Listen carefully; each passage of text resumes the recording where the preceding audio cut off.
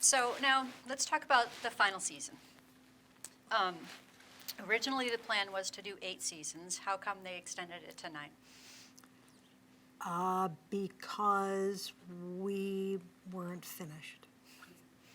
And I will say, I don't give myself a lot of credit in many areas. I was not ready to say goodbye to this show. And I was sort of like a dog with a bone, because they were really ready to wrap it up, and I convinced everyone otherwise. And I'm really grateful for that last season. I think we needed it. So did you ever envision the series going that long? No, I didn't envision the season going 2 episodes. I mean, how do you envision that? I mean, there was, I believe, one year we got a 2-year pickup. So that was a good boost of confidence. But, you always think that that season's going to be your last. I never imagined 9 years. Were the ratings pretty steady season to season? Yeah. Yeah, they were. So, But they, when you look at it now, the ratings were high, but they weren't. The show did fine. The show was a good way to start Monday nights for CBS. But they gave us time to find our footing. There's no doubt about it. in the end of the 8th season, we finally meet the mother. So talk about your search for that actress. Well, Marissa, our casting director, gets the credit for this one.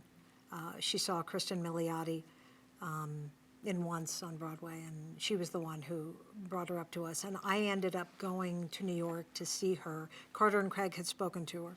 I went to see her in the show and then met with her. She didn't know why. You have to understand, she didn't. She thought that we wanted her as a guest star. She had no idea she was playing the mother. And I went backstage to meet her afterwards. I was with my daughters. They had come to the show with me, and she came down, it's really cramped in those theaters in the back, and she came down these stairs, and it was like, there's the mom. And you can imagine, this has been so built up for me personally, because we've all been on this ride together. And we had this perfectly lovely conversation. And then I called the guys when I left and said, I think I just met the mother. Crazy is that? And then she came out, and we did this scene where we first meet her on another stage. All of the background, all the extras were people from the office, because we didn't want to hire anybody. And so it was really a locked stage with just the family. And then we brought her on, and I was just holding her hand, and I said, everybody, I want you to meet the mother. And it was pretty emotional. And she is so lovely and talented and wonderful in every way. And she fit into that cast like nobody. I mean, it took her a minute. But it was pretty sweet in the beginning, because she didn't realize what she was stepping into. How did you keep her identity a secret from the public? We just had absolutely no press, and everybody signed things, and we were just really careful. Were there any concerns bringing her into such a tight-knit family on the set? No, because it's a pretty great family. We just got lucky. We didn't, as much as you think you know someone, you don't really know what they're going to be like on a day-to-day basis, and we could not have dreamt up anyone quite like her. We all fell in love, I mean, truly.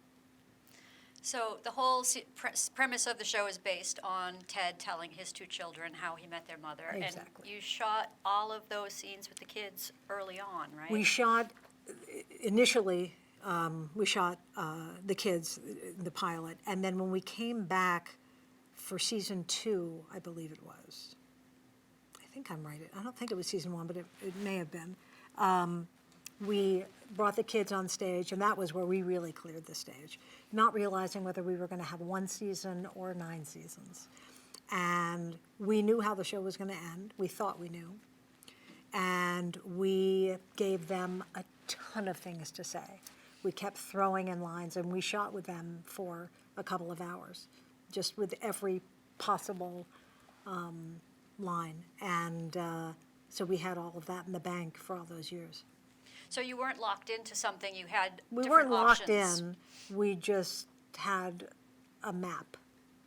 But we weren't locked in, certainly. And that's how, when you see during the series, there were moments in the show where you would just see the kids say one line, whatever. That's all stuff that we shot at the very beginning.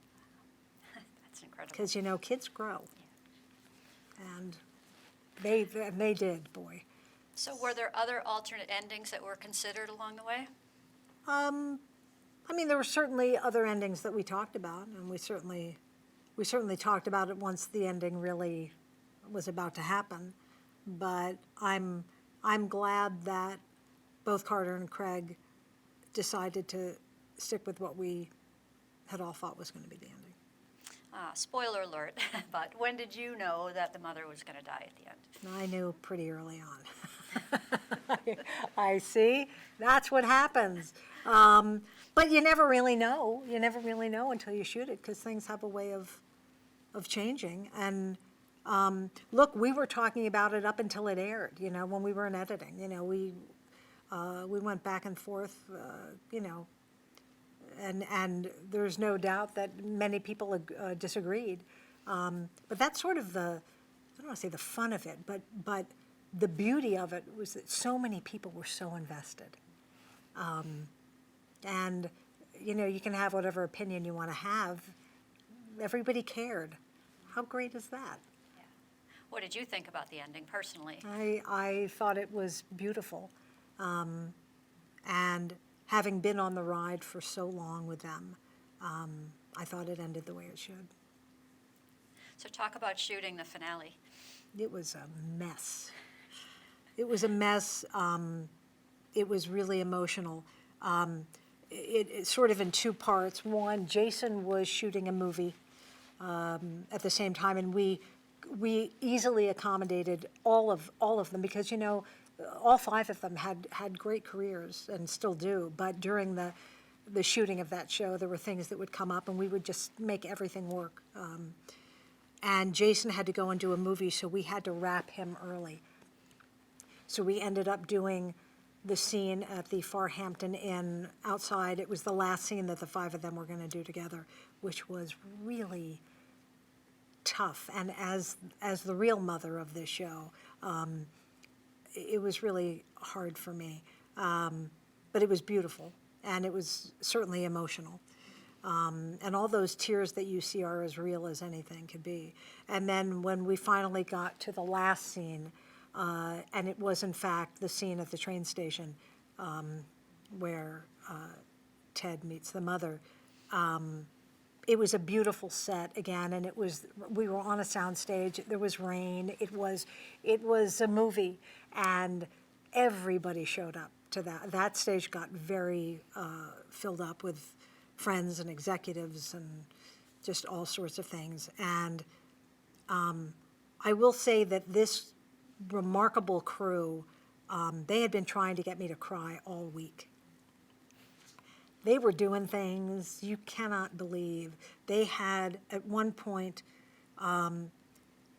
they acted like there was some drill, some emergency drill, and that we all had to go to the lawn in front of the commissary. I thought, okay, and I followed everybody out. It was just to get me out because they had put a banner up in front of the stage with my name on it and some very kind words. And they're all staring at me. I'm like, I'm not doing this. I can't do, because if I start, I'll never stop. But when it came time for that last moment,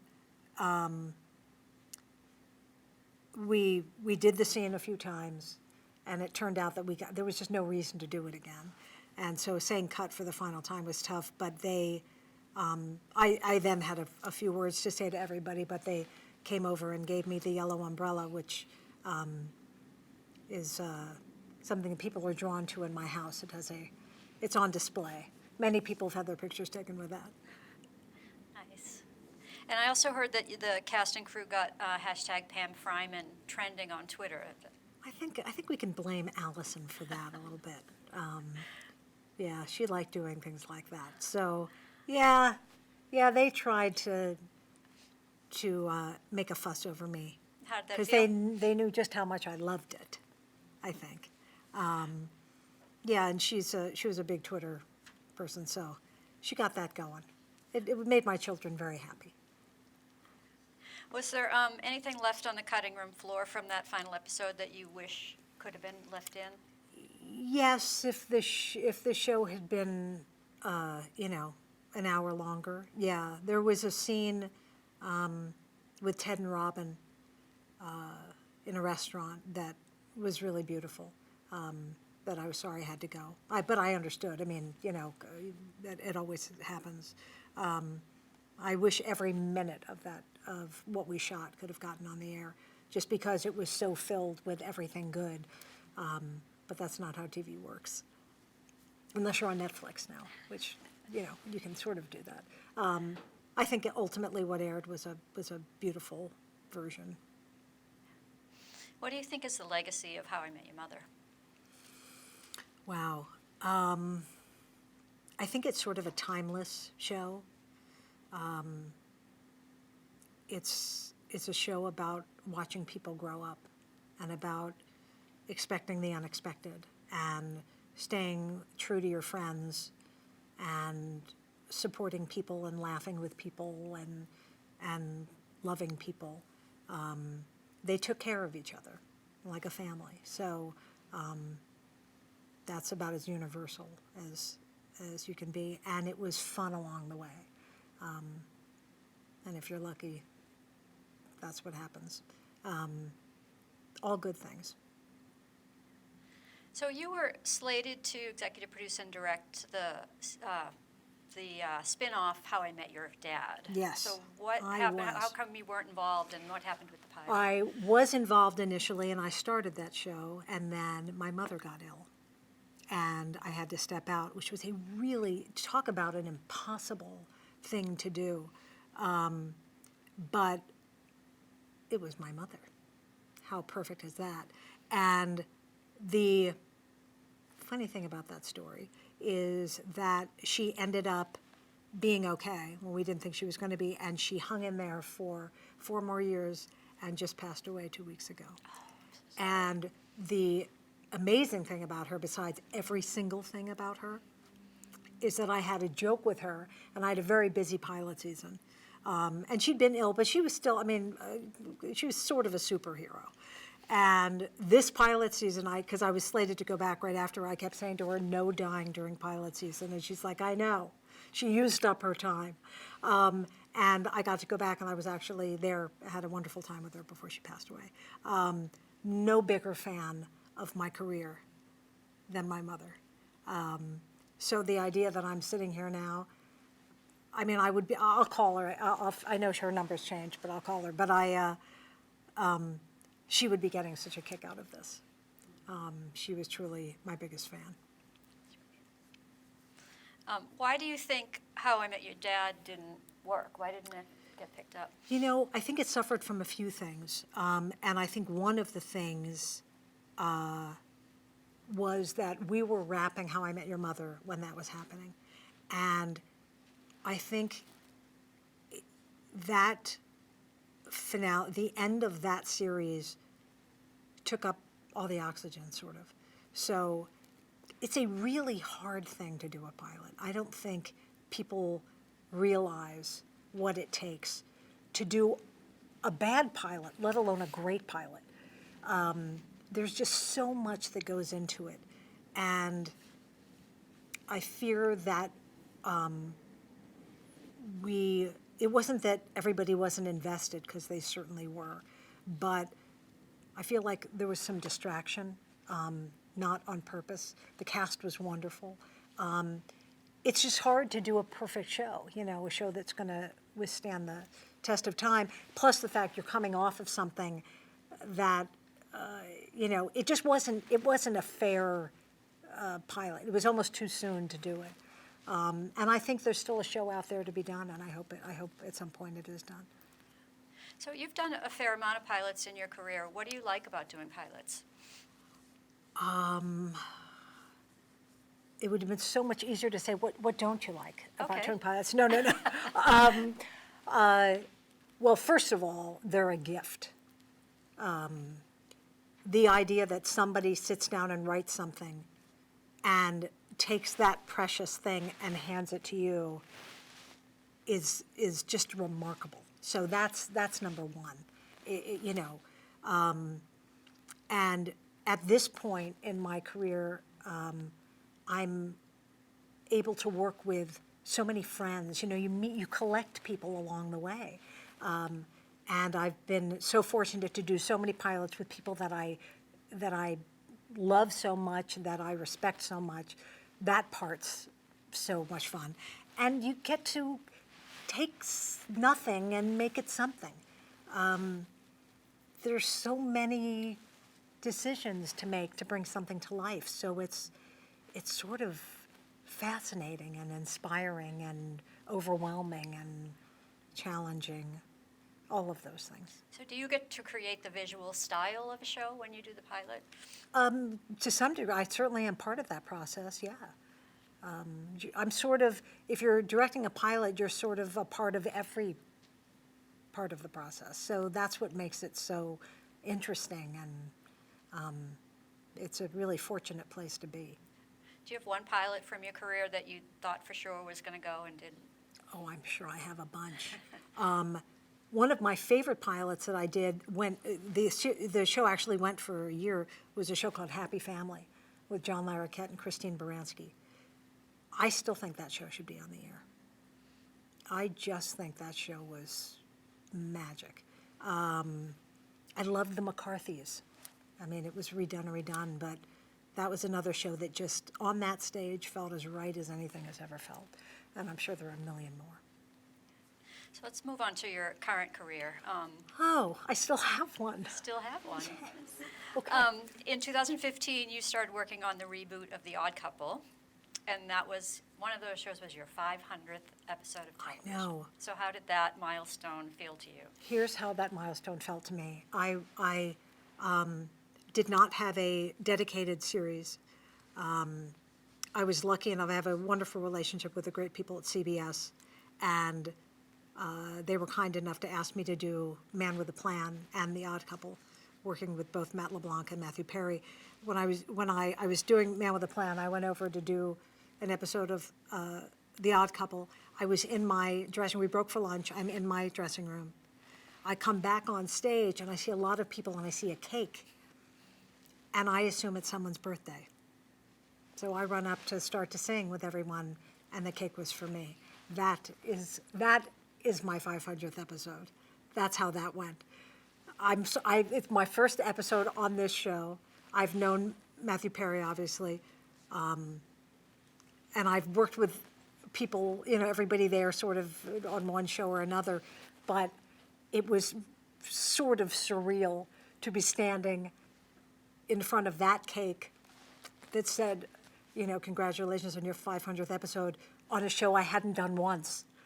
But they were all wonderful, and it was good cake. That's great. So talk about working on that show. Obviously, you probably watched the original as a... I watched the original like a nut. I loved it. It was lovely. I wasn't there for very long. I only did a few of them. Everybody was wonderful. I'd worked with Tom Lennon before he did How I Met Your Mother. It's just always a privilege to be welcomed onto a set into somebody else's world, and I'm lucky I got to do it.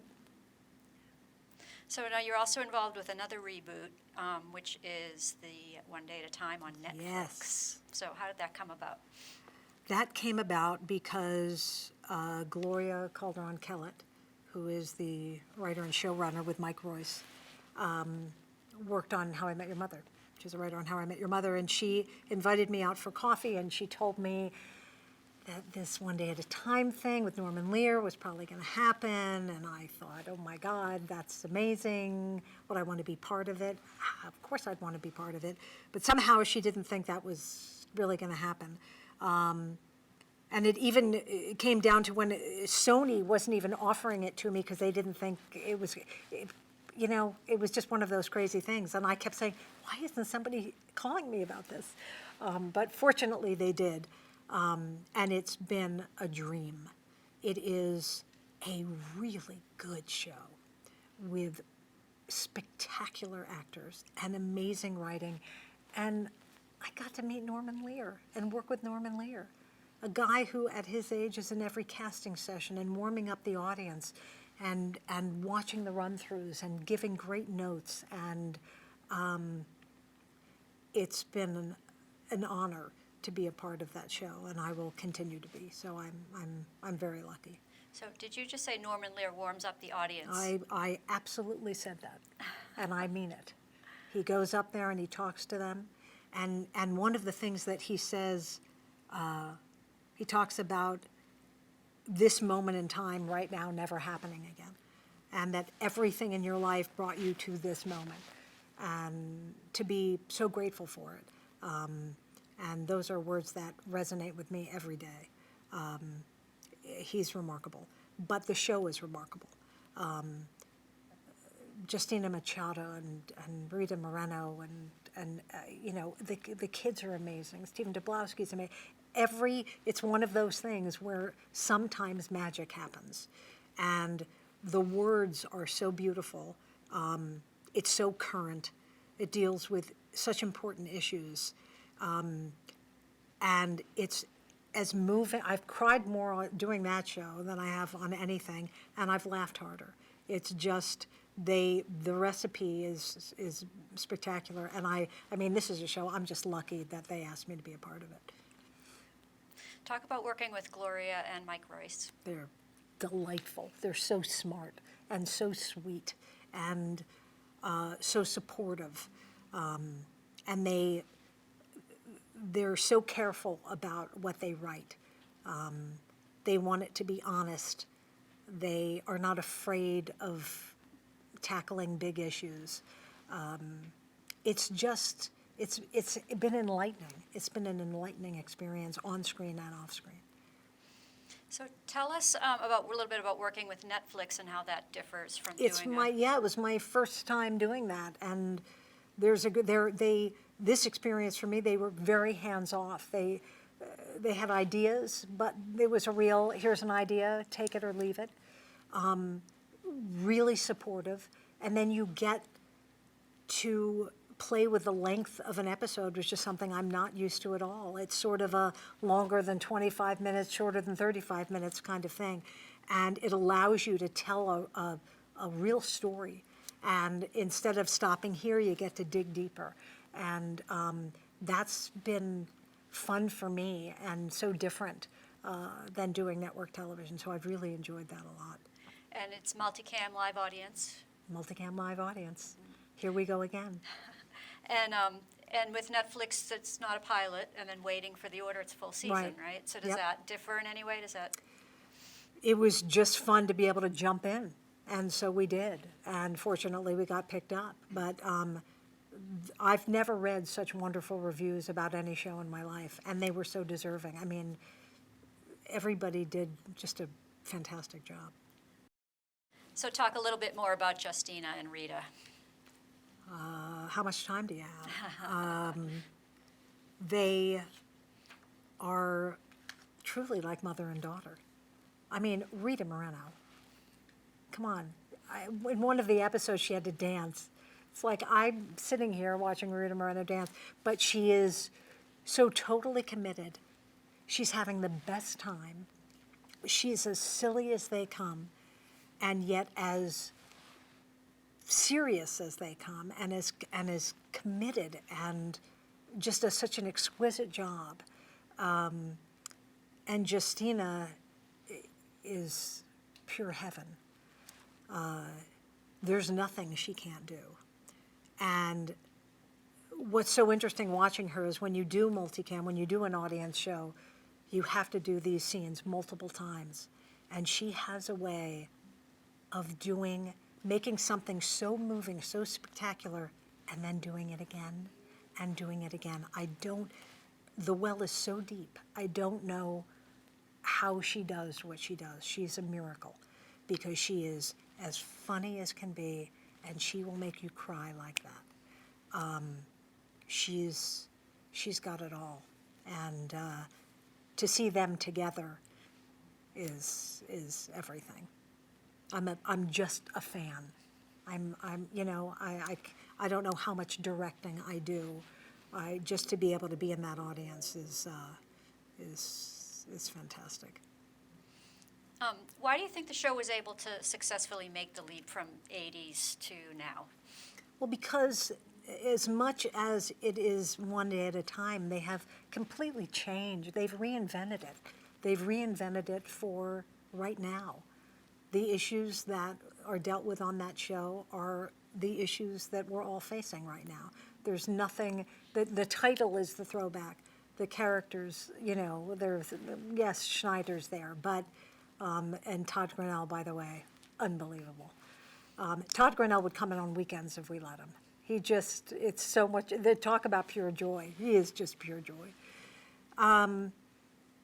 Because the show has been, in fact, reinvented. It's not that show. It's a new show. And you said you're coming back for season 2? I am coming back. I'm That's going to great. start it off and come back in the middle and then finish it off at the end. And when does it start again, do you know? We start shooting in a couple weeks. Great. Yeah. Excellent. So now we Lucky. just have a few summing up questions for you. Okay. How has television changed since you started working in the industry? Oh, just a small question? Yeah. Okay, let's start with something. How has television changed? Oh, there we go again. Well, the lights went, guys, that means that we're out of here. How has television changed is too big of a question. Gives you a minute to think about it. Well, I don't, there's no thinking about that. Could you take this, your right part of your jacket off?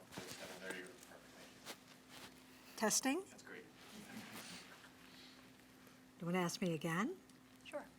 How has television changed since you started working in the industry? Well, I mean, television has changed in every way imaginable, and yet for me, it hasn't changed at all, if that makes sense. And since I'm the one talking, I will say that my job is still pretty much the same. It doesn't matter where it's seen, which is now, my God, it could be anywhere.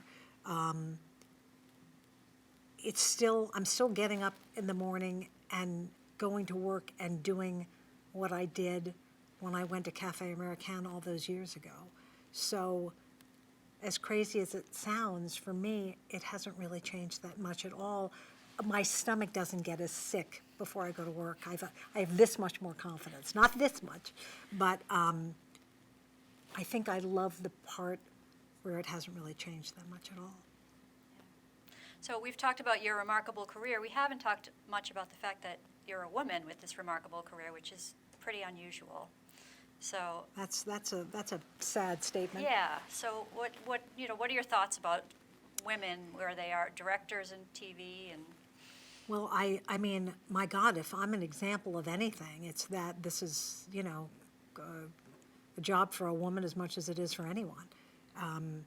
I will say that I've heard a lot of stories, and I know them to be true, about all of these struggles that women have. They're as real as anything. Something happened with me where that was not the case.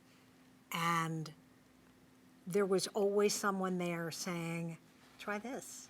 How about this? Do more of these. Do this. So I never had that fight. So all I could do was try to pay it forward. And the best way to do that, I think, is to treat people well. And if there's any legacy that I hope is attached to my career, I hope it's that.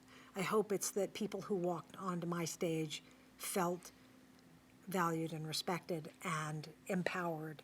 I think there are wonderful female directors out there, and there should be many more of them. And the idea that we're even bringing this up it genuinely doesn't make sense to me. It shouldn't be. Do you think the not. opportunities have changed? I think they have somewhat, but not enough, certainly. Again, for me, they were there. Maybe I slipped in right as some door was closing, or people didn't realize the door was open. I don't know. But it so doesn't seem like a gender-specific job to me. It never did, and I was never treated that way. I was, for the most part, always embraced, and I hope there are more stories like mine to be told. How has technology impacted directing? It's impacted it in more ways than I even know. Because again, my job sort of stays the same, except the way it's done has changed.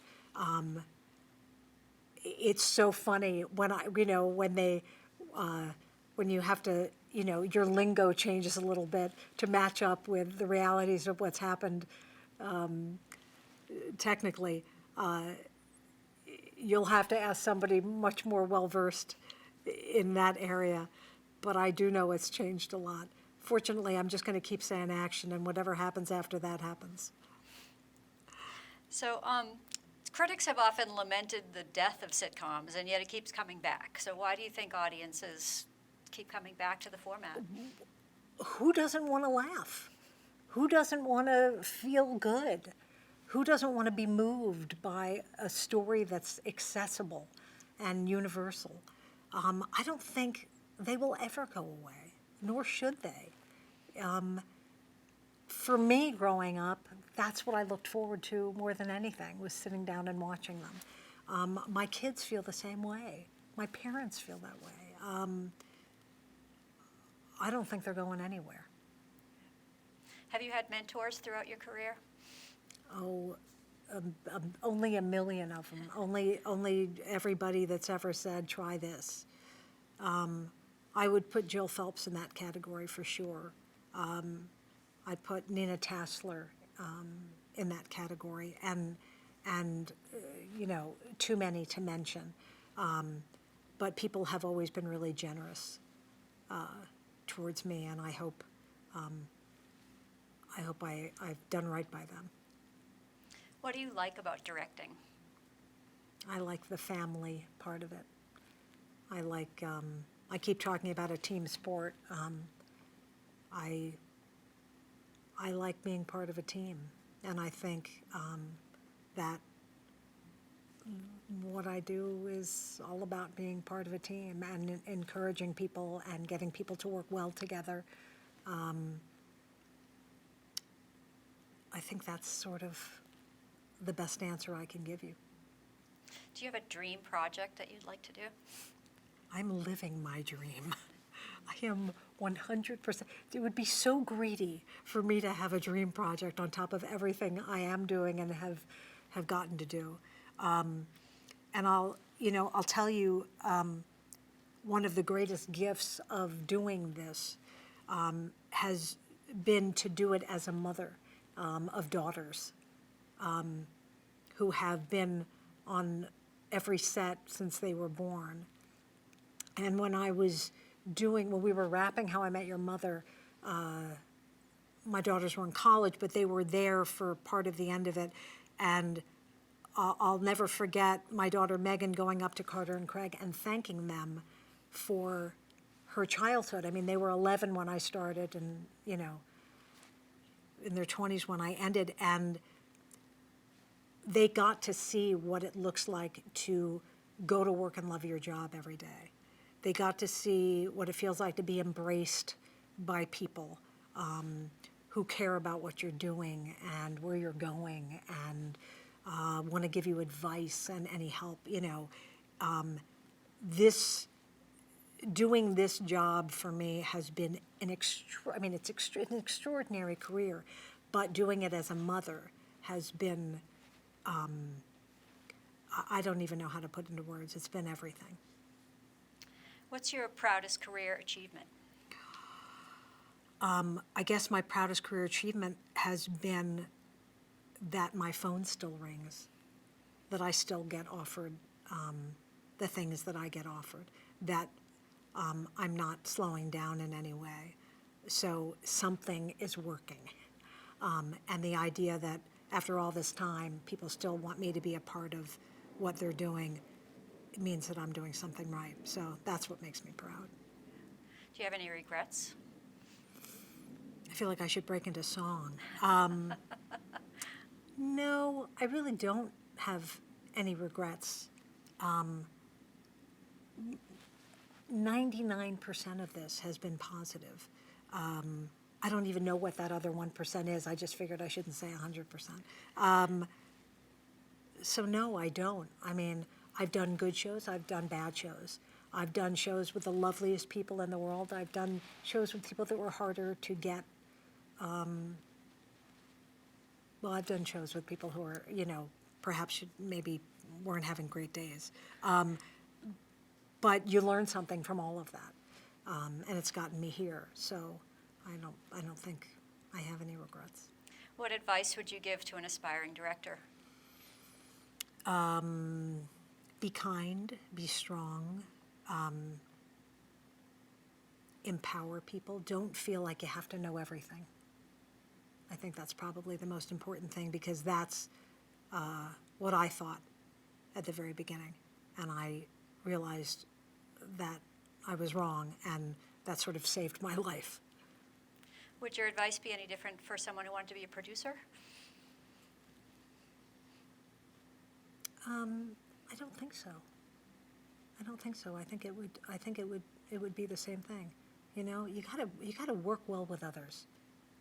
You've got to care about the people around you, and you never know where the next great idea is coming from. So keep your ears open. Where do you see yourself in 10 years? Oh my gosh. Still doing this, I hope. And loving my family, and just all good stuff. I hope the good stuff continues. Excellent. We hope so too. Thank you so much for sitting down with us today. Thank you so much. I appreciate it.